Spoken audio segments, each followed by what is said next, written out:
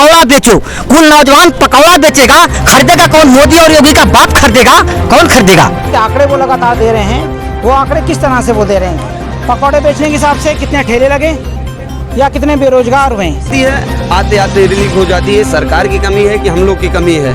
जो भव्य मंदिर है बनारस का, काशी विश्वनाथ मंदिर को कॉरिडोर के नाम पर अंग्रेजों के हाथ में दिया गया। ये किसान हो, छात्र हो, नौजवान हो, महिलाएं हो, आप जितने भी चीजें हैं, और ऊपर से कोरोना के बाद सरकार ने प्राइवेट किया है। प्राइवेट करने की वजह से पूरे देश में रोजगारी का पूरा पड़ा हुआ है। ये उनके दलाल हैं, ये उनके ठेकेदार हैं, ये उन्हीं के लिए काम करते हैं। जिनसे ये करोड़ों करोड़ रुपया चुनाव में खर्च करते हैं, ये उन्हीं के हित में काम करते हैं। योगी मोदी के सरकार में वहाँ की नौजवान सोच रहे हैं कब आने वाला 22 का चुनाव आ रहा है, अब हम आपको उठाकर फेंक देंगे।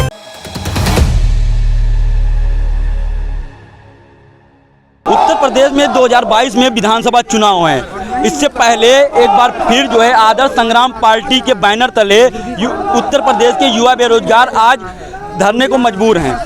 हम इस वक्त खड़े हैं राजधानी लखनऊ के इको गार्डन पार्क में, जहां पर आदर्श संग्राम पार्टी के बैनर तले उत्तर प्रदेश के युवा बेरोजगार आज प्रोटेस्ट कर रहे हैं। गौतम भारती जी, आज आप जो है इको गार्डन में धरने पे आए हैं, आखिर ऐसी कौन सी मजबूरी रही? एक तरफ सरकार कह रही है कि वह उत्तर प्रदेश के युवा बेरोजगारों को 4.5 लाख रोजगार दे चुकी है और उनको देने का प्रयास कर रही है। जब 5 साल गुजर चुके तो वो प्रयास ही कर रही है, और जो 4.5 लाख के आंकड़े वो लगातार दे रहे हैं, वो आंकड़े किस तरह से वो दे रहे हैं? पकौड़े बेचने के हिसाब से कितने ठेले लगे या कितने बेरोजगार हुए हैं, उनके आंकड़ों का कोई माध्यम नहीं। क्योंकि कोई सवाल पूछेगा तो वो उनको कह देंगे देशद्रोही या टुकड़ा गैंग।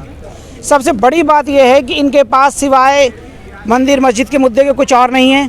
धर्म के आंकड़ों में लोगों को फंसा देते, लड़ाई करवाते हैं। और रही बात ये रोजगार के लिए जितना भी योगी बोल रहे हैं, हर जगह झूठ बोलना, क्योंकि ये सोचते हैं कि झूठ बोलकर हम जग फतेह कर लेंगे। सच्चाई तो ये है कि आज युवा बेरोजगार हो रहा है, युवा विक्षिप्त होकर के सुसाइड कर रहा है।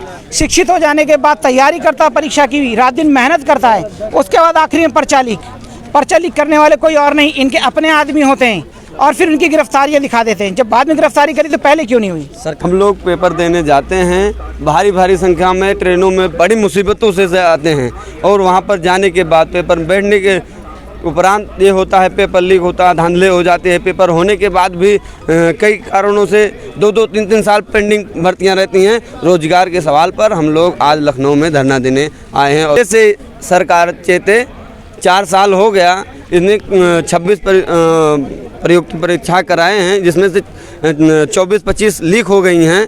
इससे लोग कहाँ जाएंगे? रोजगार के नाम पर लोग 2-2 साल आस लगाए रहते हैं।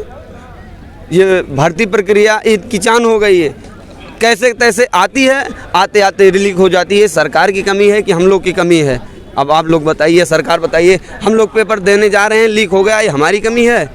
और दोषियों को दोषी दो, लेकिन हम लोग के ऊपर कोई जुल्म कर रहे हैं। लेकिन भैया, सरकार का कहना है कि जो उत्तर प्रदेश में योग्य व्यक्ति है हम उसको नौकरी दे रहे हैं। पकौड़ा तलने के लिए, पकौड़ा तलने के लिए कौन सा योग्य? भाई, इतने बड़े पैमाने पर बेरोजगारी बढ़ रही है, ये कड़वा सत्य है, और सरकार ये कबूल नहीं कर रही है, सिर्फ आंकड़ों पर कह रही है। मनरेगा में जो काम कराए हैं, मनरेगा जो BEd TEd करके मनरेगा में उनको बोल रहे हैं उनको रोजगार दें। मनरेगा बताओ, BEd TEd इतना 6-6 लाख रुपया पैसा खर्च करके हम लोग मनरेगा में काम करने के लिए हैं? यही हमारा रोजगार है? सरकारें तो बहुत, अब ये योगी सरकार को बदला जाएगा।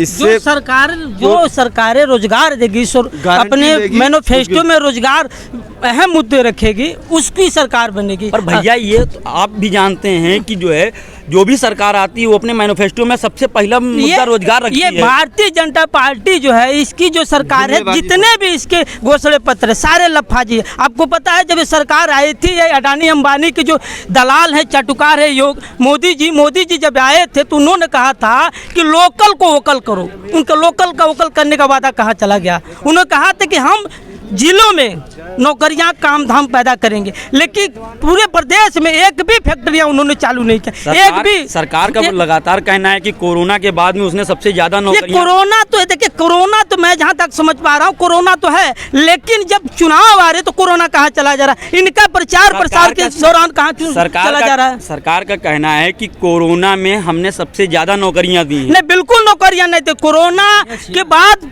बहुत ज्यादा नौकरियां छीनी हुई है और उसका नतीजा है कि पूरे प्रदेश में आज नौजवान सड़कों पे है। हर सेक्टर कोई ऐसा वर्ग नहीं है, किसान हो, छात्र हो, नौजवान हो, महिलाएं हो, आप जितने भी चीजें हैं। और ऊपर से कोरोना के बाद सरकार ने प्राइवेट किया है, प्राइवेट करने की वजह से पूरे देश में रोजगारी का पूरा पड़ा हुआ है। कहाँ रोजगार? हमको बधुआ मजदूर बना रहे हैं। ये सरकार पूंजीपतियों की है और आने वाले विधानसभा चुनावों में हम इनको फिर उसी दौर में खड़ा करेंगे जिस समय इनकी आरएसएस मनुवादी सरकार 1925 में जब इन लोगों की बनी थी, जिसमें लोग शुरू किए थे, उसी दौर में जाएंगे। ये नौजवान उनको खदेड़ेगा। सरकार जैसा झूठा तो आज तक हम लोगों ने देखा ही नहीं। यह आरएसएस की सरकार, ये हिटलर और मुसोलिनी के चाल चलने वाले लोग, हिटलर से जो प्रेरणा प्रदान किया, वो कितना बढ़िया सरकार चलाएगा हम लोग अच्छी तरीके से जानते हैं। साल में 2 करोड़ नौजवानों को काम देने को बात रहा, आज तक 2 नौजवानों को काम नहीं दे पाए, बल्कि रेलवे से लेते हुए सारे प्रोजेक्टों को उठा के नीलाम करने का काम किया। इसके अलावा ये किया क्या है? कौन सा अच्छा ऐसा काम किया है कि नहीं हम इनके साथ रहेंगे? टाटा, बिरला, मुकेश अंबानी, मित्तल, नितिन गडकरी, नवीन जिंदाल, नेटवर्क के काला निधि, कावेरी काला निधि, जेपी बिरला, कनोडिया, ये उनके दलाल हैं, ये उनके ठेकेदार हैं, ये उन्हीं के लिए काम करते हैं। जिनसे ये करोड़ों करोड़ रुपया चुनाव में खर्च करते हैं, ये उन्हीं के हित में काम करते हैं। हम गरीब, मजदूर, किसान, छात्र, युवा बेरोजगारी के तहत दलदल में फंसे हुए हैं। ये कोई इस पर ध्यान देने वाला नहीं है। इनका प्रचारक मिर्जापुर में भाषण देते हुए ये कहे कि नौजवानों पकौड़ा बेचो। कुल नौजवान पकौड़ा बेचेगा, खरीदेगा कौन? मोदी और योगी का बाप खरीदेगा? कौन खरीदेगा? मिर्जापुर में जो है बीजेपी सरकार ने कॉरिडोर का शिलान्यास किया। कॉरिडोर के नाम पर मंदिरों को बेच रहा है। अभी तो हिंदू लगाया कि जो भव्य मंदिर है बनारस का, काशी विश्वनाथ मंदिर को कॉरिडोर के नाम पर अंग्रेजों के हाथ बेच दिया गया। ये क्या है? पूरे देश में यह लीला चल रहा है। के बारे में सोचेंगे। ये जो मोदी योगी जी बोल रहे थे कि बेटी पढ़ाओ बेटी पढ़ाओ। मैं सोनभद्र जिला ग्राम सभा तकिया से हूँ। मेरे गांव से हर रोज़ 4 ऑटो जाती है, उसमें सब 18 के नीचे सब बच्चियां हैं और रोज़ जाती हैं। सुबह 8 बजे के बीच में जाती हैं, रात को 8 बजे आती हैं और 100 रुपये के पाकर समझ लो कि 12 घंटा खेत में माफिया डाउन का काम कर रही है। खेत में क्या करेंगे, उसके साथ दुर्व्यवहार करेंगे, क्या नहीं करेंगे, उसको वो सब केस भी सरकार दबा दे रही है। और जाओगे लड़ने तो पुलिस प्रशासन भी उनके साथ दे रही है। किसके साथ जाए हम लोग? सरकार का कहना है कि जब से उसकी सरकार आई है तब से अपराध पे लगाम लगा है। नहीं लगा है, एक भी लगाम नहीं लगा है। हमारे गांव में पंडित बाबा लोग, हमारे बिरादर, आदिवासी बिरादर गोली मार के दिन दहाड़े कर, उन लोग को कोई सख्त कार्रवाई नहीं हुआ। इधर हमारे कम्युनिस्ट पार्टी के थ्रू ऑफिस पर जाकर तोड़फोड़ किया, गैस सिलेंडर उसका पूरा हिस्ट्री रजिस्टर सरफाड़ चीज के सब फेंक दिए। ये कौन सा कानून है? ये सब अपना सत्ता जमाना चाहते हैं और कुछ नहीं, और सिर्फ घंटी हिलाना चाहते हैं। राम मंदिर बनाकर क्या फायदा हुआ? उससे हम लोग का क्या फायदा हुआ?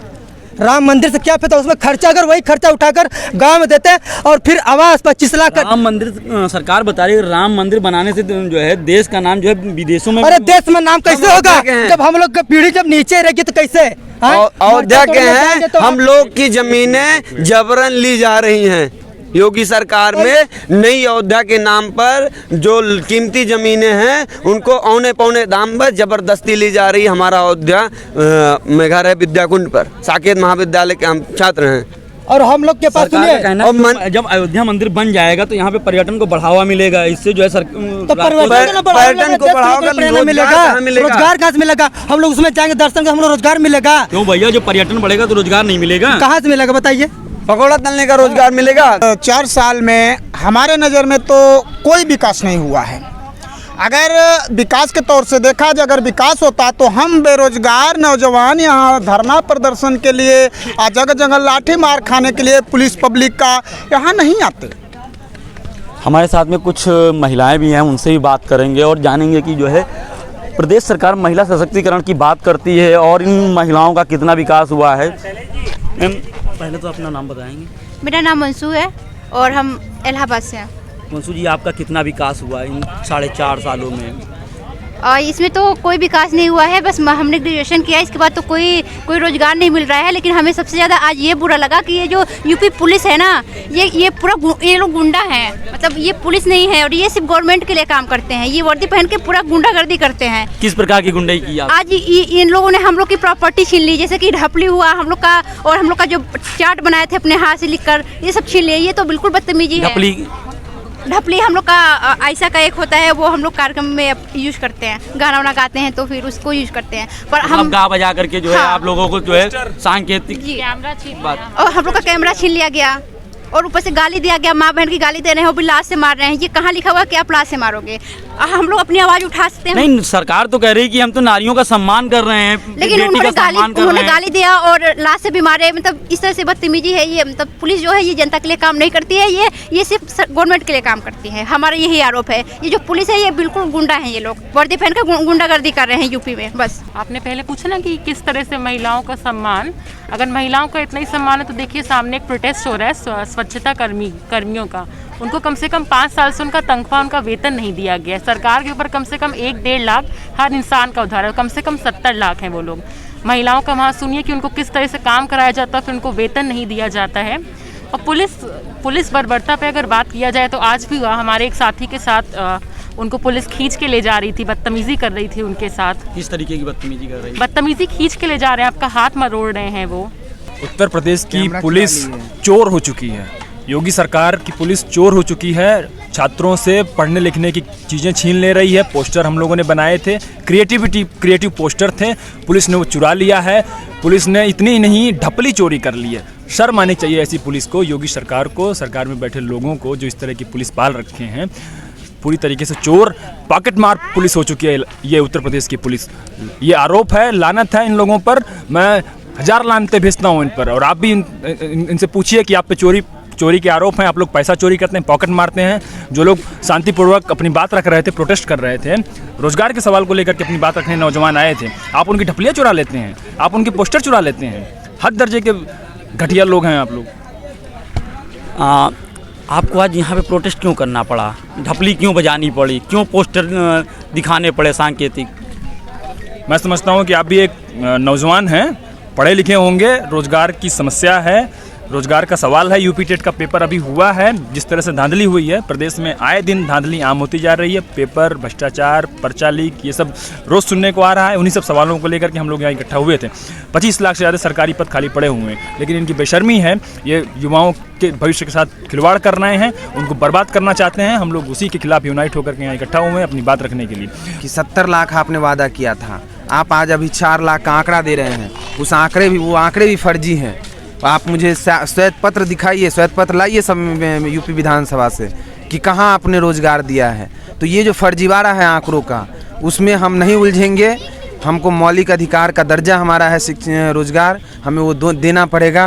और यूपी के अंदर जितने भी सरकारी खाली पद हैं, चाहे वो केंद्र सरकार के संस्थान में हो या राज्य सरकार के संस्थान में हो, सारे 25 लाख, करीब 25 लाख खाली पदों को अविलंब भरना होगा। यही आज हम लोगों की मांग थी। और इसके साथ साथ जब तक आप रोज़गार मुहैया नहीं करा रहे हैं, तब तक नौजवानों को 10,000 बेरोज़गारी भत्ता देना होगा। इन्हीं सवालों के साथ आज हम लोग आए थे और ये बात कहने आए हैं कि अगर इन सवालों को आने वाले समय में योगी और मोदी सरकार इस पे कोई एड्रेस नहीं करती है, इस पे कोई अपने मुंह नहीं खोलती है, तो आने वाला चुनाव बीजेपी के लिए बहुत महंगा होने जा रहा है। छात्र नौजवान रोजगार के सवाल पे बीजेपी को खारिज करेगा और सत्ता से बेदखल करेगा। यही बात आज हम लोग कहने आए। तो ये थे हमारे साथ कुछ युवा बेरोजगार। इनका कहना है कि अगर प्रदेश सरकार इनकी बात को नहीं सुनती है और इनकी बात पे अमल नहीं करती, तो आने वाले 2022 के विधानसभा चुनाव में ये लोग एकजुट होकर मुंह तोड़ जवाब देंगे।